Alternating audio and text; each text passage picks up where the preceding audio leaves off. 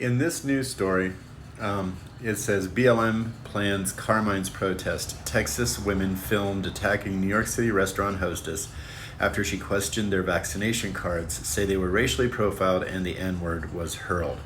Okay, just a couple of things, and I've read a couple of variations on this story in major media, and they all have something in common. They don't actually say whether or not the women involved were vaccinated.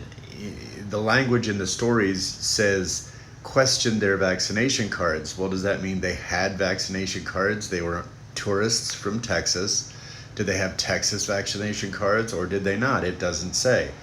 Obviously, New York City, where Carmine's is located, has rules in place that say that you can't enter restaurants, clubs, gyms, things like that unless you are vaccinated. So in this story, the woman who questioned the vaccination was Asian and 24 years old, as it says here. She was punched and beaten by 3 Texas women after asking them for proof of vaccination. See, it doesn't say whether they offered proof of vaccination.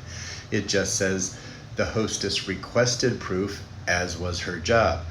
And then it was actually videoed. The 3 women then attacked her at some point, and it was actually on video, which you can see, and the story, this right here is a little clip of the attack, and then it shows you after that some photos which show, number one, here, a person that it identifies as a member of Carmine's staff who is also black trying to break up the fight.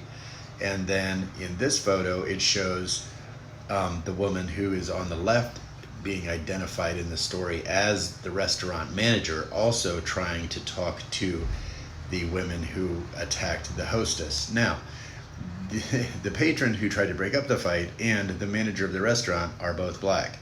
The only non-black person involved in this whole incident was apparently the Asian hostess.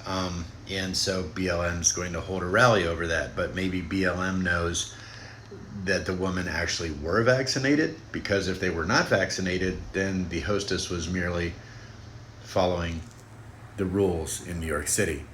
And I think the stories are all really missing the duty of journalism, which would be to mention whether or not the women claimed to actually be vaccinated, and they don't. And that is sad, really.